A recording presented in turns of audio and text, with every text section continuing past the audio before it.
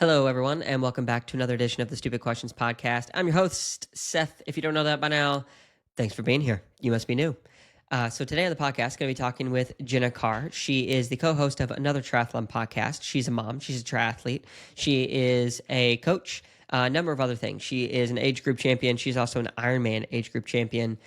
So make sure to check her out in the socials, in the show notes. But really appreciate her coming on because it's another amazing conversation. I get to learn about somebody and what they do and why they do what they do. Before we jump into it, though, just want to say thank you so much for being here. Really appreciate it. If you are interested in following any of Jenna's stuff, make sure to check out the show notes. We'll have it listed there. Also, recently just started a little brand called Nothing Novel. You guys have maybe heard me talk about it, but not enough, clearly. This is it, Nothing Novel. You might notice this logo right here. That's Mark the Shark. So I partnered with him to do this signature series on this bar bag. Really nice Velcro, super high quality materials. Been working on it for a while. The brand is called Nothing Novel, and then obviously co-branded it with Mark for a limited run of these things. So why am I showing you that? I've been working on it for a while. I think it's pretty cool. Would love your feedback on it. If you are interested in supporting the podcast, this would be a really good way to do it. Wanted to create something that could give value to you guys outside of what's already going on here, and it'll give you guys an opportunity to give back to the podcast if you actually needed one of those things. So appreciate you guys for listening to that little spiel. Really appreciate Jenna for coming on the podcast. And one thing I'm realizing is I need to work on my enunciation of words. So that's that. Thank you guys for being here. Thank you so much to Jenna. Without further ado, I want to introduce you to Jenna Caer.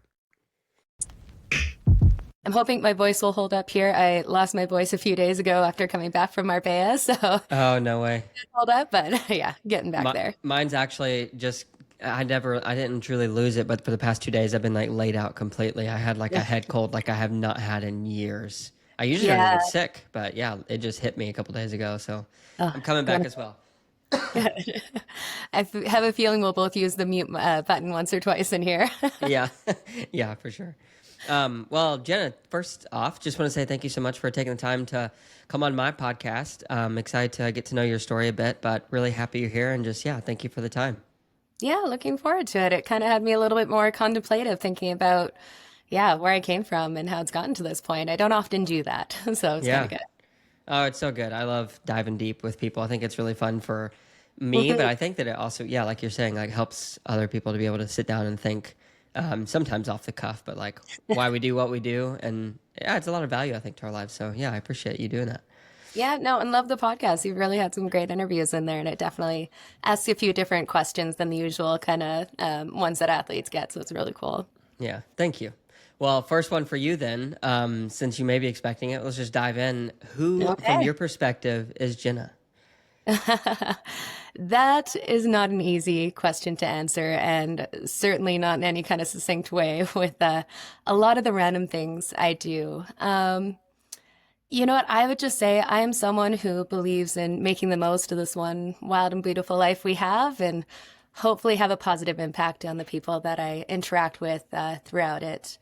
I don't really think we are the things we do. I think they can kind of shape us, but I know I wear a lot of hats. So who I am is, you get very different answers from a number of different people. So kind of a few of the things I am, I guess. I'm a redhead Canadian. I'm a mom. I'm a triathlon coach.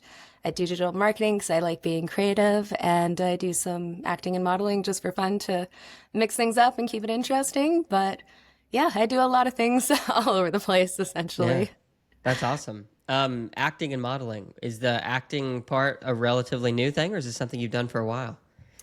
Actually, it's something I got started with, when I turned 30. And it was basically, when I grew up, I was really shy, quiet, like, if more than two people looked at me while I was speaking, I would blush bright red and start stuttering kind of deal. Like it was bad. And I always thought it was just something like that was my physiology, the redhead, that's what happens, right? But what I found was it was something that I could start to work on just to try to be better in everyday life. So I started doing things like going to networking events by myself. So I was forced to talk to people. Wow. And then I started putting myself out there more on social media just as a way to grow my coaching business. And I couldn't think of anything more uncomfortable than going and trying something like modeling and acting kind of thing. I had had a few offers through the social media stuff. So I said, okay, I'm going to sign on with this agency, say yes, see what happens. And it's been a lot of fun. It was horrible and awful. And I would stress for like the week before the job, just freaking out about it. But now it's a case of I can go in, show up on set for either one and just kind of roll with it and have some fun. So Yeah. yeah, it's just good to get out of the comfort zone, I think.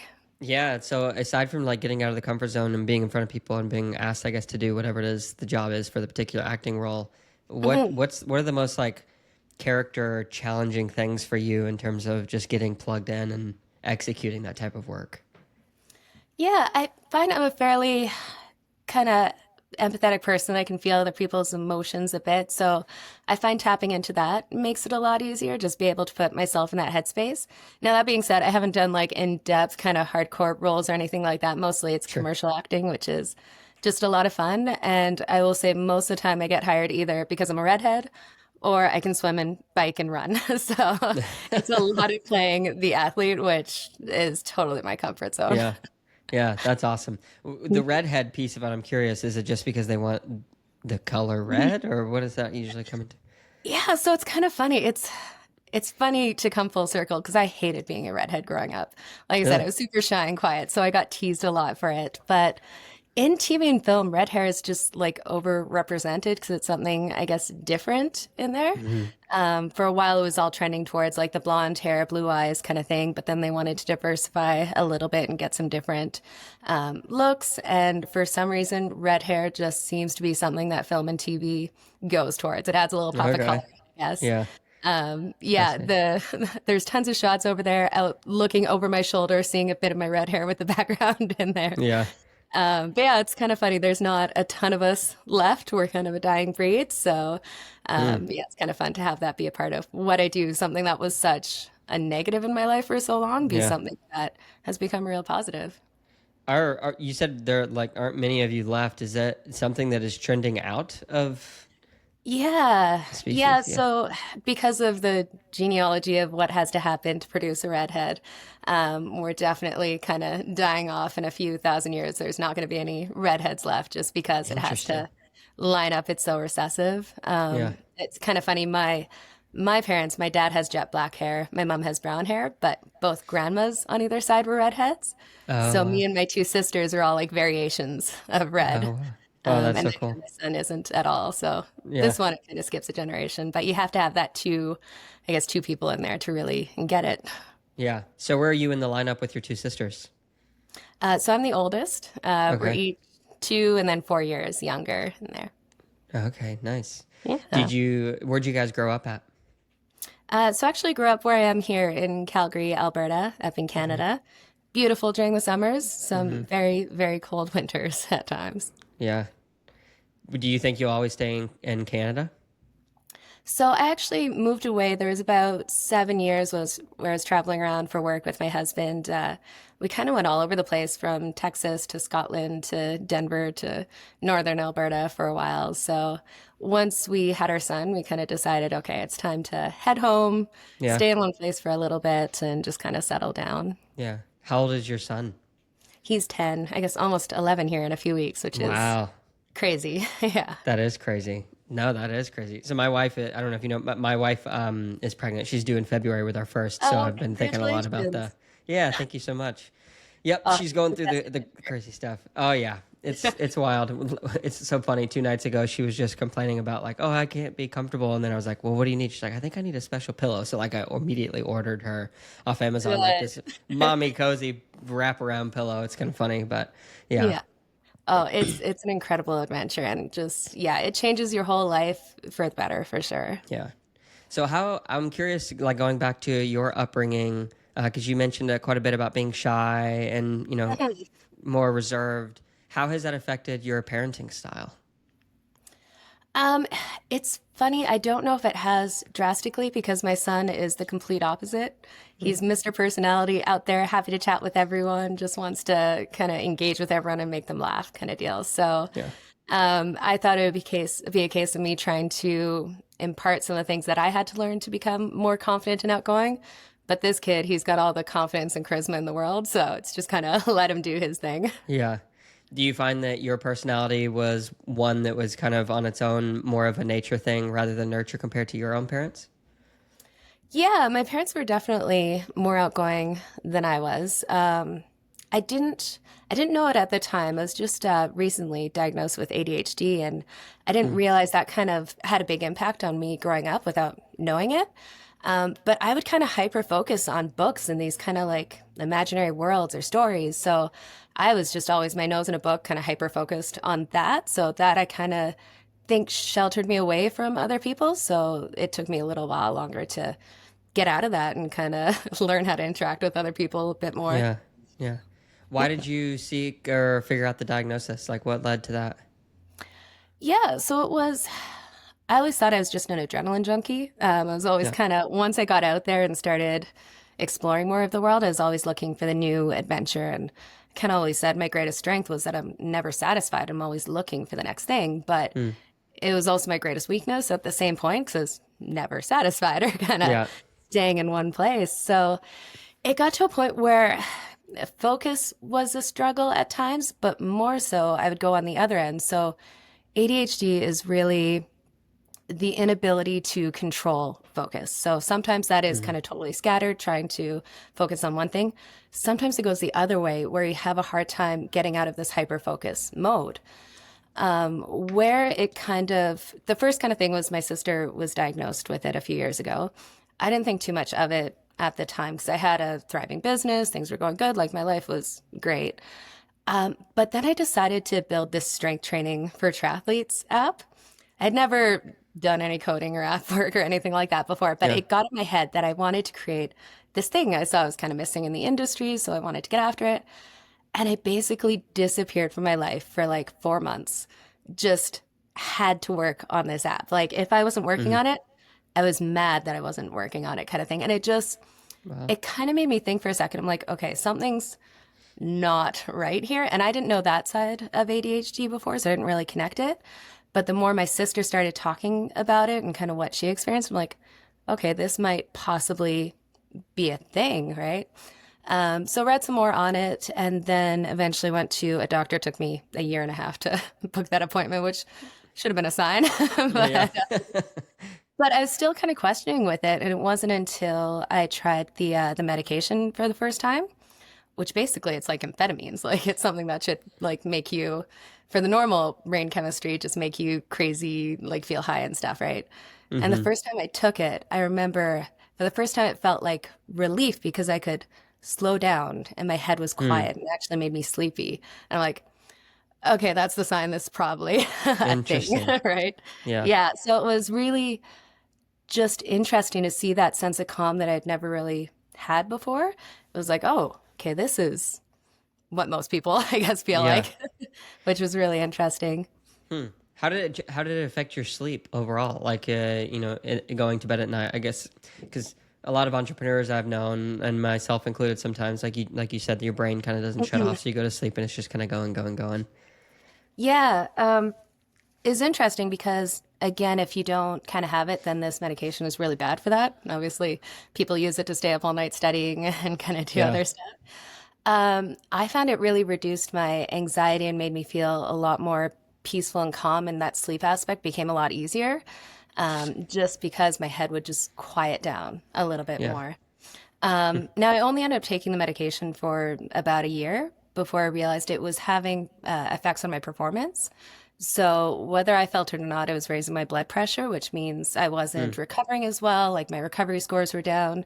I couldn't go as hard as I could before because I wasn't recovering. So, I realized at that point in my whole life I'd been basically self-medicating with caffeine and exercise, and yeah. it had worked pretty well to that point. So decided to take a step back because this, I didn't realize it until I did the duathlon world champs because you can't have it in your system during competition.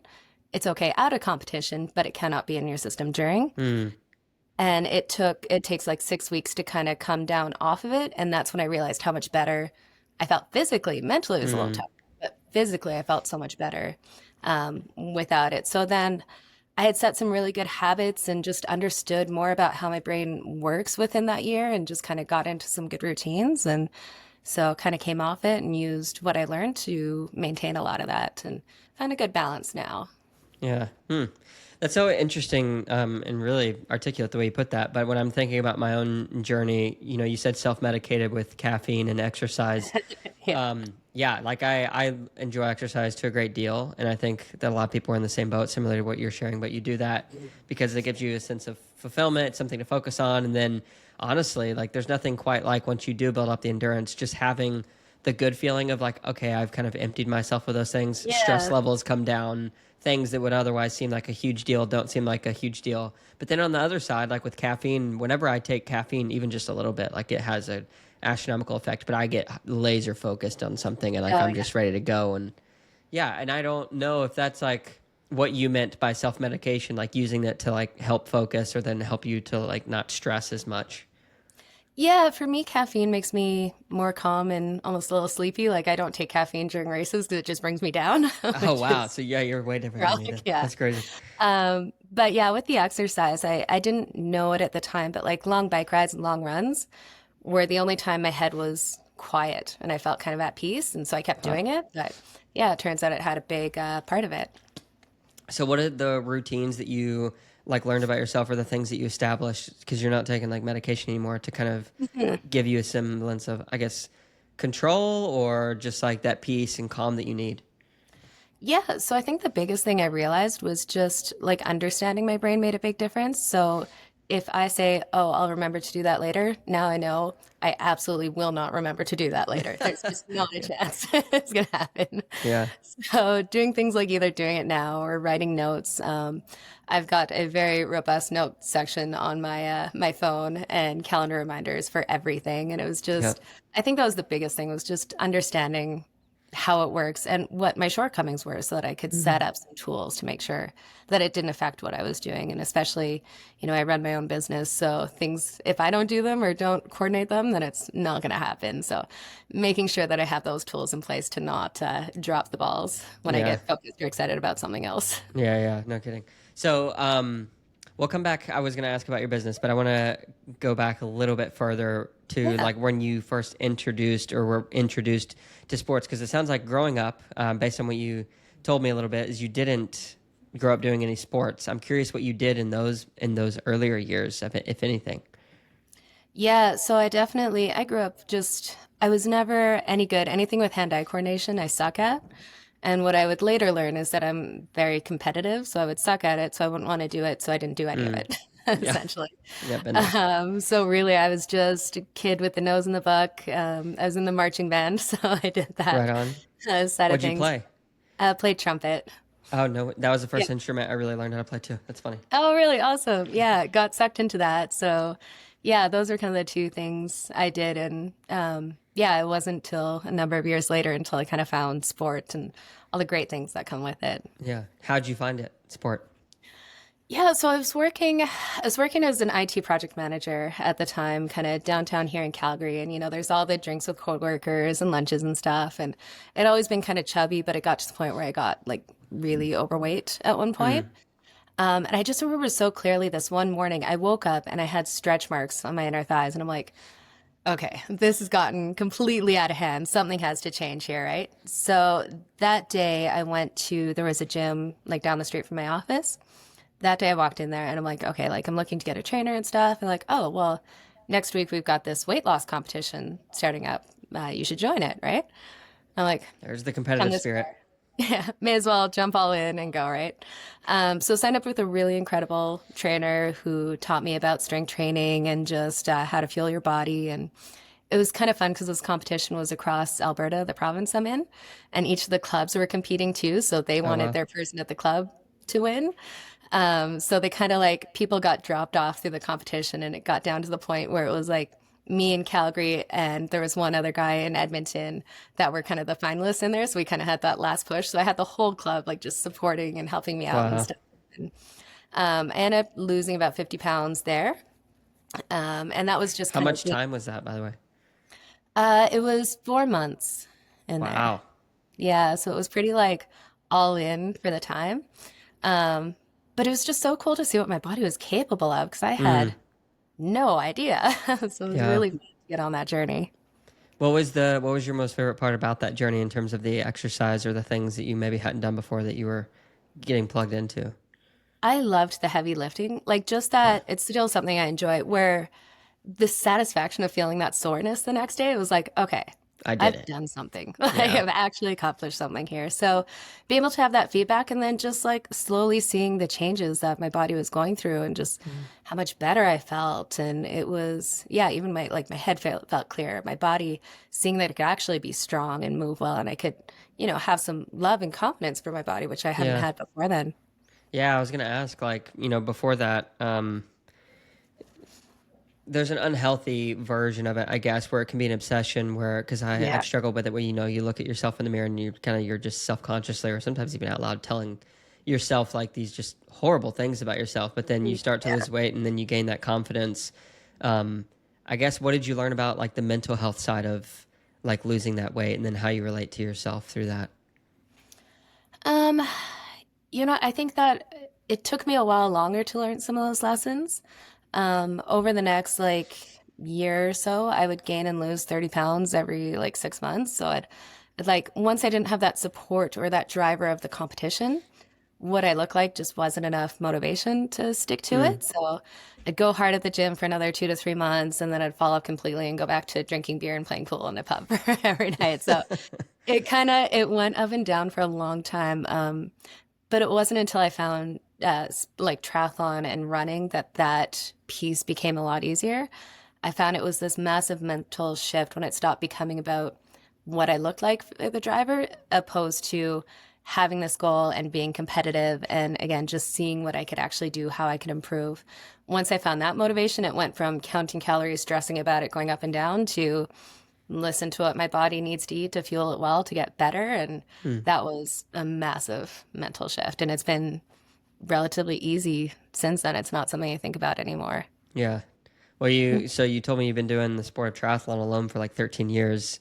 Yeah. One thing that I'm always really encouraged by is the ability to make something a lifestyle, more than Um, just the sport, and then it becomes like a habitual thing to where then if you don't do it, it's like, oh man, you really notice it. I'm missing it. yeah, definitely. Yeah. No, once you do, it really, everything becomes so much easier when it's not about when you're going to do the workout or not about if you're going to do the workout, just when you're going to do the workout. Because you've Yeah. got bigger goals than whatever discomfort or inconvenience the workout is for that day. Yeah. So something that's super common within triathlon, and I would say probably any endurance sport, but maybe more so because of the Ironman brand. Like it gets out there into the wild, and people hear, "Oh, there's an Ironman coming up, and I want to do that one day." And it becomes like a bucket list item. And a lot of people, it's like, "Yeah, one and done" type of a thing. For you, 13 years is a long time. What has kept you from burnout? And yeah, like what's kept you plugged in that long? Yeah, you know what? I think a lot of it's my motivation throughout the years has definitely changed. When I first got into it, it was very much like I realized I was super competitive and I like to win and I like to push my body and see how hard I can do. And I still have all of those things, but I would say 10 years ago, or well, less than that, basically my life was defined by triathlon. If I had a bad Mm. race result, it was devastating kind of thing. And Mm. I would forgo doing a lot of things just to make sure I got my training in. And just that was the absolute focus. Again, that kind of hyper focus thing. But I was just obsessed with it. And it was my whole life for a long time. What I think has kept me in the sport is finding a little bit more balance, realizing that I can still perform at a relatively high level, doing all the other things that I get to do now, spending time with my son, Mm. having some fun things with work. And more than anything, it's just been this community. I've been lucky to work with a few different teams, coaching athletes and doing training camps and stuff. And now I think it's really become such a big part of why I enjoy it, being able to connect with the community, travel to cool places. That's probably one of the biggest drivers too. I use Sure. triathlon as an excuse to travel to new areas. And Yeah. it's really just become this incredible experience. I've never gone to a triathlon and thought that was a normal weekend. There's always Mm. some adventure or challenge or something that comes up. You see familiar faces, and it's just, yeah, the endorphin hit from every race probably keeps me going more than anything. Yeah, no kidding. Yeah, and meeting new people or the people that you can meet along the way, and especially since you, I guess, started the podcast. That's been 2 years with Another Yeah. Triathlon Podcast, and you've met a lot of people along the way. But then, I guess, tell me a little bit about that journey and like the meeting of people. Yeah, so I don't think I would have stayed in triathlon near as long if I hadn't hooked up with a team early. Ironically, I got into triathlon because I tried to start running. I've got a really bad habit of jumping into things all in too soon, like doing way too much too soon. Hmm. So I went from like running my first ever mile to training 50-mile weeks for a marathon 3 months later. Oh my. Turns out you can fracture your pelvis that way. Yeah, pretty easily, huh? That's crazy. So that's when like triathlon or like swimming and biking was recommended as cross training kind of deal. And Yeah. I didn't know how to swim. I tried to swim my first 25 meters of a pool and had to stop halfway down and just like freaked out. But Oh my. um, once I started with a running club when I started running, and there was one triathlon in this town in Texas I was living in at that time. So they all did this one triathlon. I ended up doing a 70.3 a month earlier, but and, Wow. kind of got involved there. But after I did that first 70.3, I read Chris McCormick's book, I'm Here to Win. Okay. And it was kind of funny timing that, like, after I finished reading that book, he had just announced that he was starting up a triathlon team, like a global triathlon team. So I'm like, well, that sounds interesting. There's not many people around here in Midland, Texas that do triathlon or know anything about it. There's one guy there who had done an Ironman. So Yeah.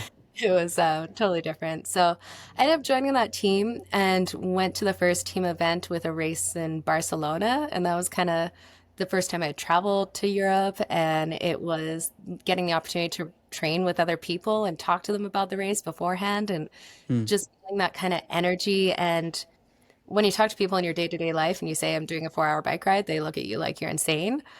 But finding your people where they're on board and in the same path, that I found made a really big difference. And then Hmm. traveling around with them a fair bit over the next few years. And I think that's what really got me sucked in was just meeting new people at every event, having the support of the team virtually throughout the year and stuff. And that made it a lot of fun and a lot easier to stick to. Yeah, that community aspect. It's massive. Yeah. So with that team though, has that continued to be something that you work on? Because I know that there's a number of different things that you do. Maybe we should list them all off. Because you seem very entrepreneurial, but are you still involved with that team? You're not, right? No, so that one, I ended up leaving that team for the Mana Apparel team. Hmm. And now I kind of run that community through the launches and stuff. So I ended up, that team started to focus on some other things, did less camps and stuff, and a lot of things that I love to do. And they've transitioned to more of a charity arm of the Phoenix Foundation, which is fantastic. Hmm. Uh, so Mana had pursued me for a couple years and kind of reached that point where I'm like, okay, they're doing all the things that I really love and enjoy Yeah. about triathlon. So I ended up making the switch there. Yeah. If I may ask, is that like your main source of what you do for work to survive, to make the money? Yeah, so I'd say my day job is coaching, Okay. which is a lot of fun. Yeah, so I work with the Mana Apparel team. They've got a coaching arm, M&A coaching, Cool. which is really a blast with some of the training camps. But just this online community, we've got a massive amateur virtual team that of people just all over the world, which is Yeah. a lot of fun to engage in for sure. Yeah. And how many years has that been, you said, since you've been on that team or with I've that been team? with them for like 3 years, 3 years, Okay. something like that. Yeah. Yeah, Nice. yeah, it's been a lot of fun. Y- Yeah, I do a few other things too. I also do digital marketing for a number of endurance sports events here in Canada. mhm. So a lot of things are very endurance sports focused, Yeah. kind of live and breathing it all the time. So that's definitely another kind of big part of what I do, I guess. Yeah. And then the podcast. Yes, I do the podcast. Yeah, it's funny. It all kind of feeds into each other. But I decided a few years ago I really wanted to start a podcast and I've been chatting with the Mana Apparel team. And, I end up talking about endurance sports all the time and the pro racing and everything anyway. So I thought it'd be fun to transition that. And the way I found my own coach and kind of got some advice in training was listening to Endurance Planet podcast with Tani and this guy Lucho on there. They're gone now, but it was when I was getting into the sport, that was such a great source of information and training advice. And I ended up working with Lucho, who was one of the co-hosts on there. He was an experienced coach.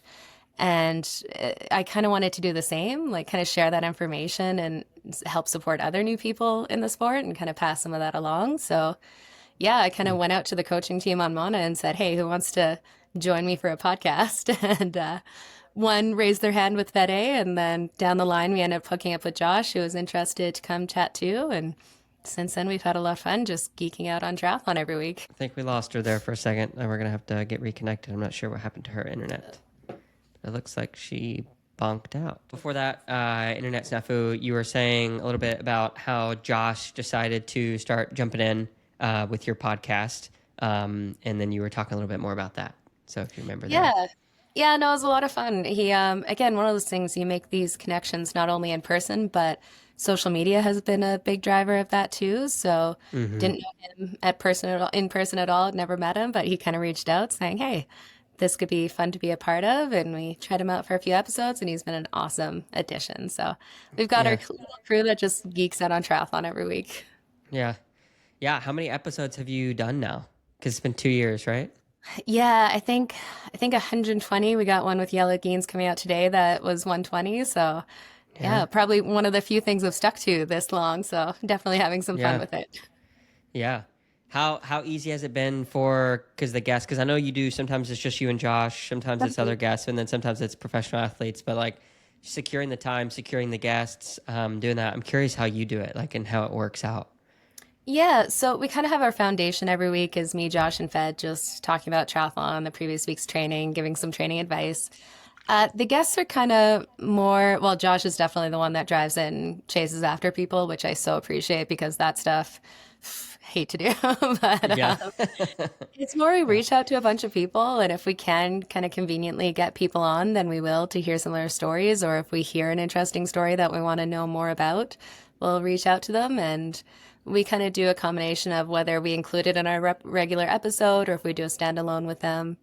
But one thing we've been getting more into is just out of our own curiosity, now that we're given a little bit more bandwidth, is talking to some of the CEOs of the different triathlon companies, just to get more insight to the behind the scenes of why things are done the way they are, or what to look forward to, or what things are going on. So that's been really insightful to learn a little bit more about the other side of it, not the athletes racing, the pros racing, but the actual operation side too. So it's just been fun to learn more about what's going on there behind the scenes and in the triathlon world.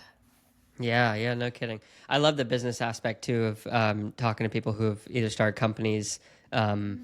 Not too many of the CEOs, I guess. A few here and there, but yeah, it's interesting to hear their stories and kind of get the behind the scenes views and perspectives that they hold.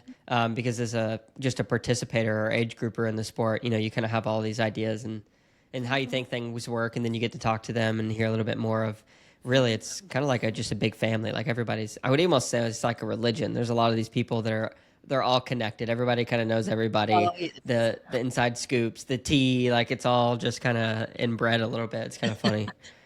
Especially in triathlon, because it is a niche sport. There's only so many people that are crazy enough to do the sport or be involved in it in a business perspective. So it definitely is a small world. You can't go to any race without running into familiar faces, which makes it a lot of fun. But there definitely can be some gossip and behind the scenes stuff going on too.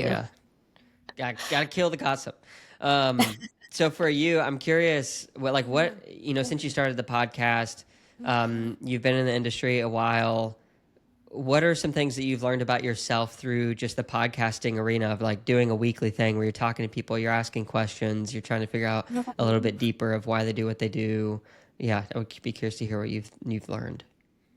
Yeah, you know what? I think I just learned how much I enjoy that. Like kind of, again, just getting out and talking to other people and hearing their stories is really fascinating because everyone has such a different background, right? And especially in a sport like triathlon, we're starting to see this new generation that started out as triathletes wanting to do triathlon, but that's definitely not the norm. So we've seen it, people come everywhere from like, they were hockey players who decided to get into triathlon to just doing steeplechase and triathlon. So you just hearing where they actually came from and what that journey has been like has been really good.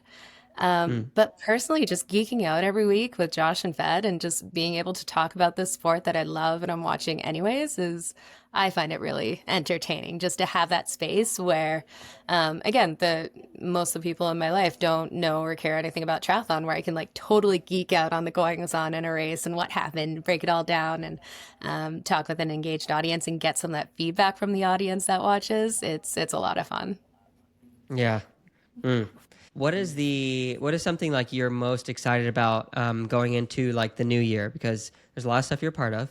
You're doing the podcast still. Is there anything on the horizon that you are excited? Maybe something new or something that you've been focusing on that's taking a lot of mental bandwidth and preparation?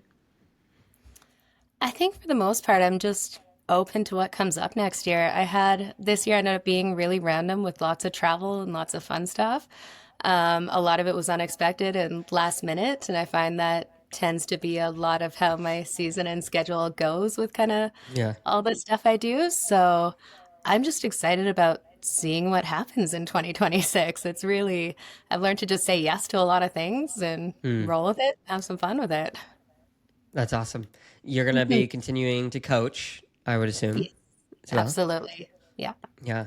How do you gauge yourself from year to year on like your growth as a coach or how you feel like you're doing as it pertains to your Mhm. athletes? Yeah, so you know what, coaching, there's definitely two aspects of it. You absolutely want to keep on top of the research. We've seen some big changes, especially around nutrition. All of the information has changed drastically on the amount of carbs athletes can actually take in. So there are Hmm. definitely some long-standing ideas and ways to coach, but you need to stay on top of the current information because we are learning so much more with technology, and I'm sure AI will start to be a bigger part of that too. But I think where I've evolved the most and where I try to continue to evolve is just that athlete interaction.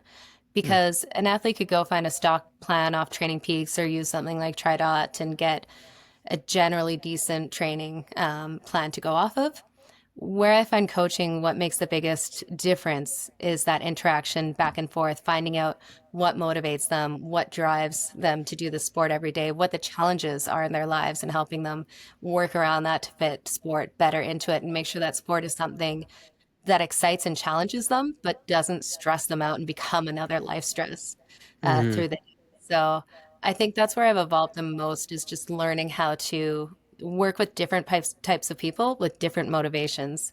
From the person who just wants to do triathlon for weight loss, like I started out with, to the person who's chasing world championships and podiums, just finding what makes them tick. I've gotten a lot better at over the years. Yeah. Yeah, I would imagine. That's a difficult thing. Like for me as a coach, I've struggled with that a little bit because I've found that it's really easy for my personality to coach more specific types of people. Those are who really want to high perform, but then for somebody who needs just like a little bit of motivation to do like 5 hours max a week, is actually harder for me to coach and like figuring that out. So do you take on any type of athlete regardless of the journey because you just found out like how to kind of plug in those, like you said, the different motivations? Yeah, so I think it's a little bit easier for me because I've been kind of at all places there. So, like when I Mm, started out, I couldn't swim 25 meters and was terrified to clip into bike pedals, all the yeah. way to won my age group in a world championship and can like podium most times or go to Kona and stuff, right? So, I've gone from that super new with just needing someone to cheer me on to chasing every ounce of high performance. So I think that helps me relate a lot easier. So Mm, that's why I work with athletes basically of all ability levels, from the mom who's yeah. just trying to get some training to the athlete who's trying to podium at world Mm. champs. Yeah, that's a phenomenal skill. I wish I had that skill or like that ability. Yeah, no, that's super admirable because there's not. I don't know if I would dare say that that's more of a unique experience. I mean, everybody starts somewhere. I'm not saying that someone just wakes up and they're a professional level type of Yeah. athlete, so that's all that they can do. But to keep that perspective is like a pretty amazing thing. I feel like. Yeah, and that's where I get a lot of joy out of. We run a number of training camps, and even now I do some in-person kind of group coaching and stuff. And I think that helps me stay grounded in it a lot more, just remembering where people are starting from, like working with new athletes regularly in person.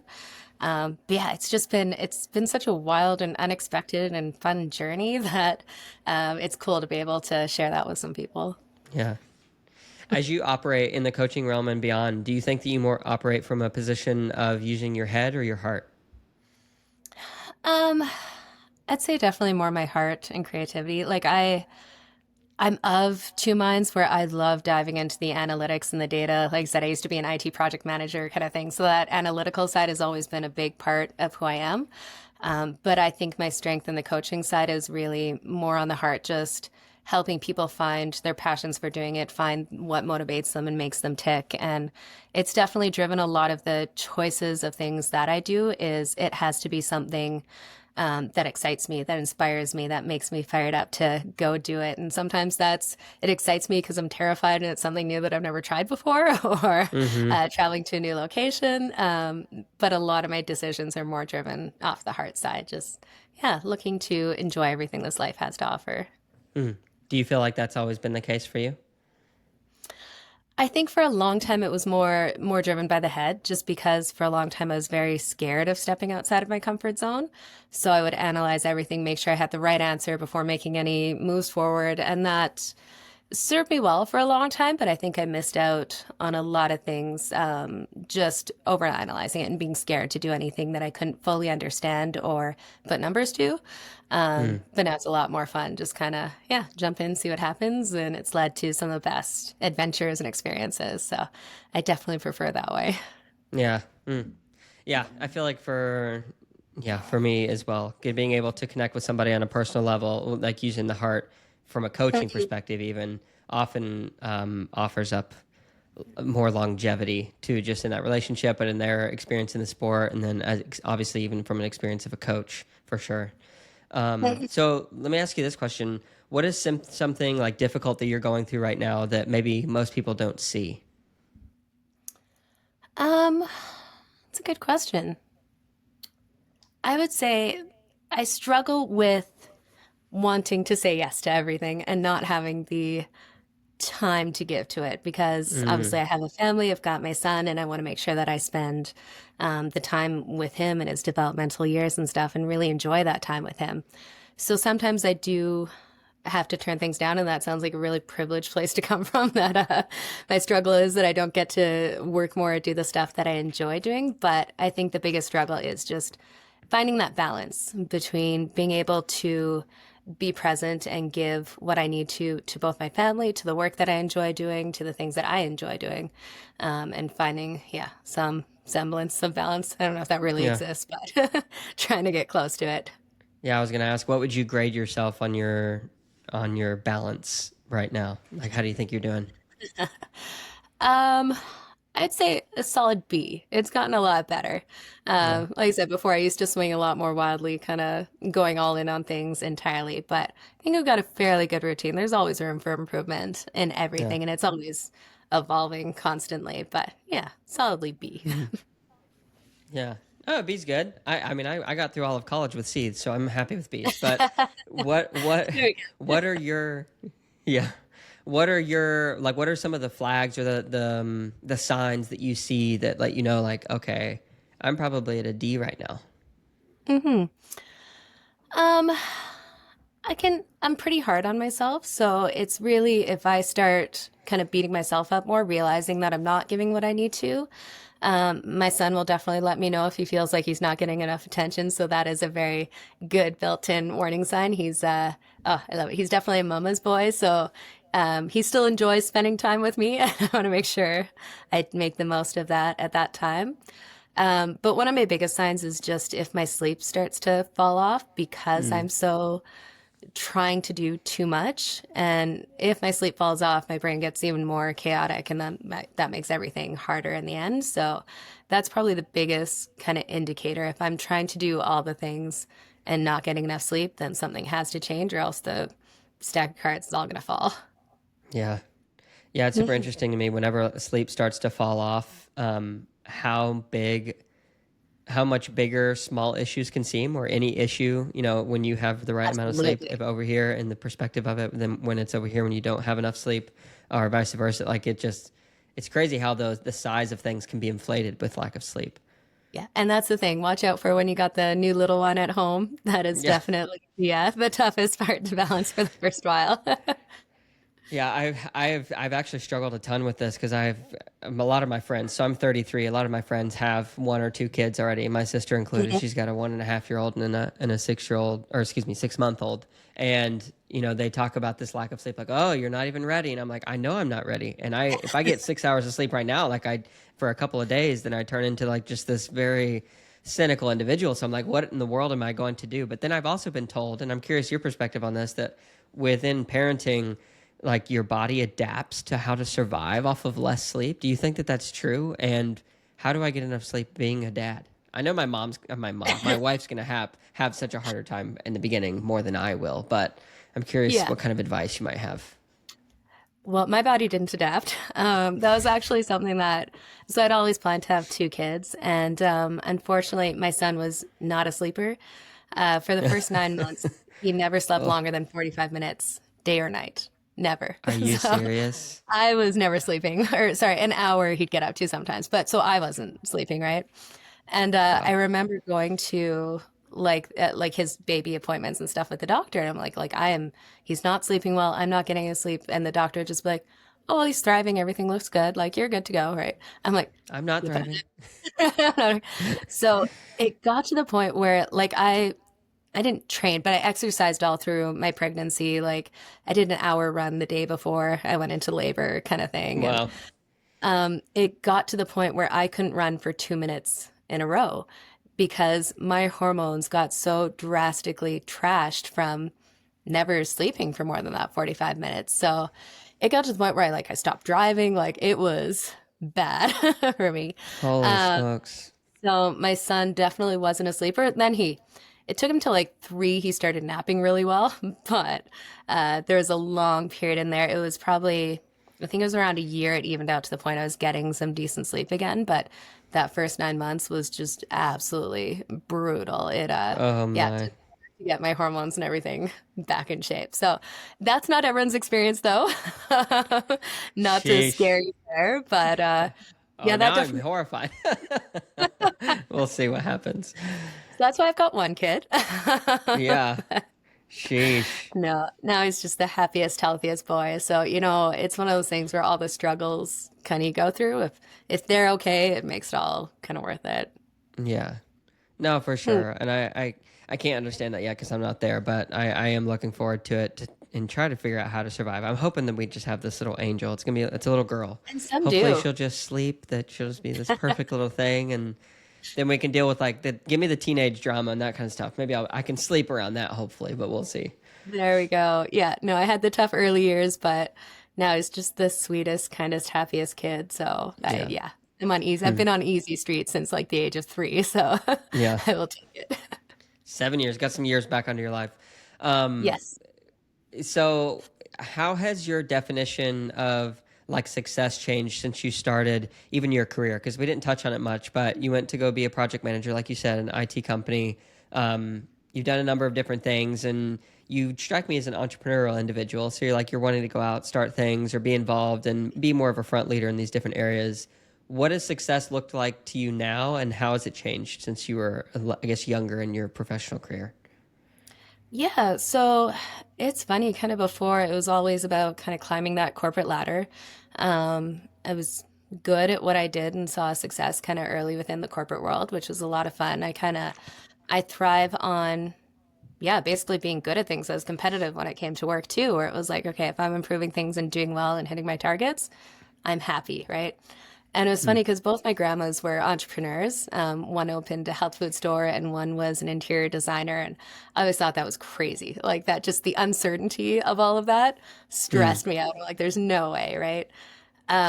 But yeah, with that big, it really was a big personality shift when I did get into sports and just learn what I was capable of. And that's when I started to do more of those entrepreneurial things because it was this challenge. It excited me. My brain clicked in. And it was like, okay, I want to find out everything I can about this, learn how it works, and make it work, kind of thing. And before, I think success has definitely meant different things over the years. Before it was just kind of being able to fund the things that I wanted to do with coaching and, live financially comfortably enough that I could go travel and do races and do all of that fun stuff.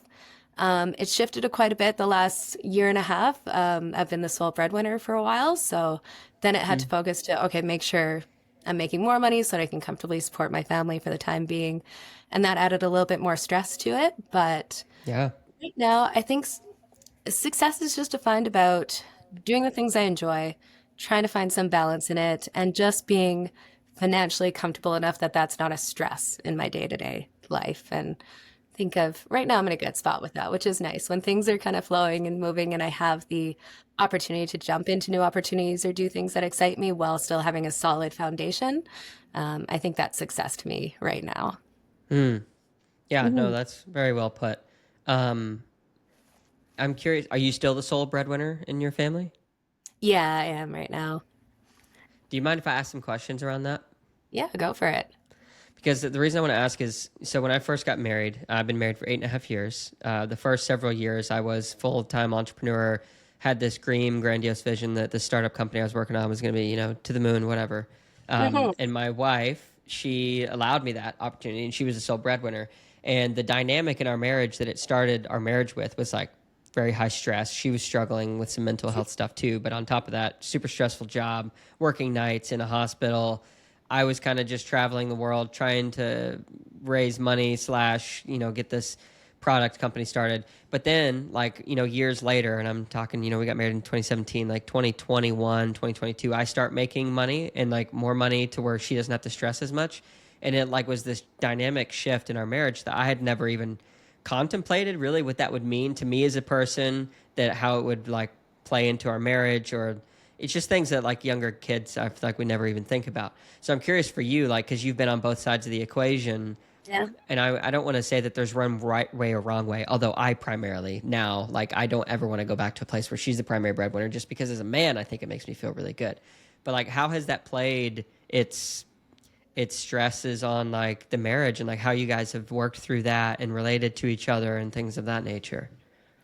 Yeah, so it definitely shifted. And that was when we got married early on. I ended up quitting my job at the time because his work was had him traveling around the world. So my career kind of got put on the back burner so that I could work in different locations with him. So I did a few different things in there within the oil and gas field. And it kind of reached a point where I knew we are only going to be in Scotland for a year. So I'm like, I don't want to get started with another company just to be there for like six Yeah. months to move on kind of thing. So that's where it kind of started the entrepreneurial journey. I got my personal training license at the time and decided to do some freelance personal training and kind of built from there. And it was definitely a different dynamic because his job was the one that paid all the bills and paid the mortgage and stuff. So that gave me the freedom to play around and branch out and do something new like this and completely change my career. And that was really nice to have that foundation. Essentially, it was like, okay, everything there is taken care of. I can bring in some extra money, but I can play around and see what I'm actually excited Yeah. and passionate about. And that eventually led to the triathlon coaching a couple years later. It's definitely been a shift because his career was always the priority. I was kind of working from home, but less so. So I would take care, I played a more traditional role. For the Sure. first couple years after having my son, I was a stay-at-home mom, and then I started to build up the triathlon coaching. But it was always that was kind of my side gig, and I took care of the home and our kid and all of that in a very, yeah, very traditional role at the time. And through the years, that has always been kind of the way things went. Unfortunately, with a big company merger and stuff, he was laid off, yeah, about a year and a half ago here. I'm sorry. And yeah, no, it's totally fine there. It was nice for him to kind of have that downtime to, one, Sure. spend a lot of time with our son, which was really good for them to kind of get more of a relationship there and just Yeah. kind of figure out what he wants to do because he's always been, again, the person who's been in charge of that. It did mean a shift in me trying to build up my business to make sure that I could kind of cover the difference because he was an executive within big companies. So I had to make a shift to make sure that I could cover those gaps, right? Which luckily I love what I do and it's a lot of fun to do what I do. So it was just Sure. a matter of trying to find that time.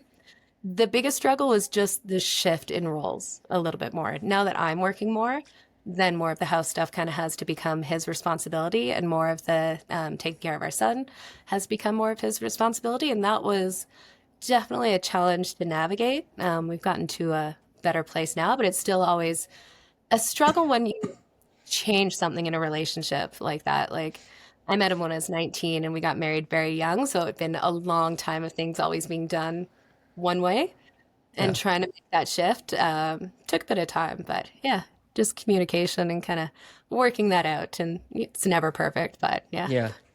Do you guys think that you'll eventually swap back again? Yeah, I don't think it will like go back the same, but I envision the ideal would be that we kind of do it 50-50 again. Yeah. Just kind of even it out a little bit more. Yeah. And especially as our son is getting older, he requires less time too. Um, so ideally it'd be a situation where we're both kind of, yeah, working. Yeah. Yeah, for sure. Thanks for letting me ask questions about that. I think it's a really fascinating conversation, especially in like the popular realm, or I don't know, what am I trying to say? Like the mainstream conversation. I think as I've gotten older, I've become more of, no, I really support like stay-at-home moms, but at the same time, like I'm not against anybody working, but I see that there's like sometimes like these intricacies that it causes within like at-home dynamics, and it's super fascinating to me because it's not something I ever used to think about before. But now that as I've gotten older, I was like, well, what is best, or is there a best like for each individual family? I think to each his own, but I was just curious what your perspective was on it. So thanks for sharing that. Yeah. And honestly, like I was privileged enough to be able to be a stay-at-home mom, and it was really great to be able to have that time. But personally, that's something that I couldn't do long term. And whether it was the ADHD or my personality and stuff, I always need something to strive for, a challenge or a new thing. And being a mom is incredibly rewarding in a number of ways, but it also didn't feed that side of me where I needed something new or another challenge or something else to do. So I'm happiest when I have that variety. So that means that I'm a better mom for my son too, if I'm in a good headspace. Yeah. So where do you want to be, let's say 5 years from now? Do you have like a picture or a goal of something you're shooting towards? You seem like a very spontaneous person, like in the moment, say yes to what comes to you. So I don't know, this may be a hard question, but I'm curious if you do have like a longer term vision on it. That definitely is a challenging question. Like I said, like things change so drastically. 2 years ago, I was working with like Tap by Tour de France and challenging Tour de France winners to bike races. So like to now doing this. So I don't really, I like what I'm doing right now. Like I really enjoy the variety of things I have. But I'm not opposed to new opportunities coming in. And I don't really think about that long-term 5-year plan, to be perfectly honest. It's more about kind of making sure that I'm enjoying the moment I'm in, trying to get better at that, because too often I'm just kind of looking towards the next thing, and making sure that I at least have some stability in my life for my son so that I know that he's always taken care of. But other than that, I'd just like to continue growing and doing what I am right now. On the coaching side, I really enjoy it. On the digital marketing side, potentially increasing that business with kind of hiring on people would be a route to go, because that has grown as well. But really, it's just kind of focusing on the here and now, and that's mainly where my head is at. Yeah. So for those out there in the world who probably would relate closer to earlier Jenna, whenever, you're reserved, shy, unsure about yourself, unsure to go out and try something, to do that risky thing or whatever it might be, what advice would you give to them if they are like wanting to learn how to be a little bit more like that? Yeah, so one of the most beneficial things I did, like I said early on, was literally going to networking events by myself, where I was forced to either stand in a corner awkwardly, losing my mind, or go talk to people, right? It Yeah. was the most horrific, uncomfortable thing to start by far. Um, but that really taught me a lot. Just, it's like anything, it's like training. The more you do it, the more you adapt, the better you get at it, the more it becomes like second nature. So I found that was a really good way to just force me to get out of my shell and talk to people. And then that continued with like joining the triathlon team and going training with people, traveling to these camps, and just going to new places and knowing that it was going to be uncomfortable, it was going to be scary, but good things will come of it. And that's been kind of reinforced through all of those travels. So yeah, really all you can do is just like the training, keep putting yourself out there, doing it over and over again. And if you do something over and over again, it gets easier as you go. And eventually it can be something that's second nature. And now that's my favorite part about a lot of the stuff I do. Beautiful. Beautiful, beautiful. Well, Jenna, thank you so much for taking the time and letting me ask some questions about your life. For anybody who's interested in listening to your podcast, we'll make sure to list it in the show notes. And if they're looking for a coach or any of that other stuff, we'll make sure to list all your things. But thank you so much for taking the time to answer my questions, and wish you all the best going into the end of this year. With the podcast, with coaching, with being a mom, being a wife, all those things. Thank you. Absolutely my pleasure. It was so good to chat with you today. Thank you so much to Jenna for coming on the pod. Great conversation. Yeah, I felt brain foggy today. That is what it is. But Jenna did such an amazing job of sharing her story and the things that she has gone through, from, just the weight loss journey to the coaching journey to what she does on the podcast, being a part of a number of different things. Really admire the fact that she's able to go through that journey and have perspective of the entire journey and how it relates to her coaching. Because when that was probably one of the bigger things that I took away from this was just the ability to keep in perspective the different levels of people that would come into the sport. Not to say one is better than the other. Obviously when you're comparing times and things like that, when it comes to speed, there's quote unquote better in that way. But in terms of the mindset or the reason that people do this sport, it changes drastically and varies. And I think that that's a beautiful thing. And I want to, in my own coaching practice, learn how to appreciate the different steps that people are in that journey and not kind of leave people behind. I think if I'm being a little introspective, one of the things that I have struggled with in the past is that as I graduate in a level of knowledge or understanding in a particular thing, I lose a little bit of that perspective to remember where I was. And that can sometimes come across as, I think, egotistical, proud. Maybe those are the words for it. Just where it kind of could seem like, oh, I'm better than you type of a thing. I won't necessarily say that out loud, but I think in my actions, sometimes it showed. So this was a really good podcast for me because it called into question or convicted me, humbled me a little bit to be a little bit more open-minded and not to forget about where we came from or where I came from. So great conversation. Thanks for listening. Sorry for my sniffles and coughs and stuff, especially during the podcast, but really appreciate Jenna again and appreciate you guys being here. All right. We'll talk to you in the next one. Peace.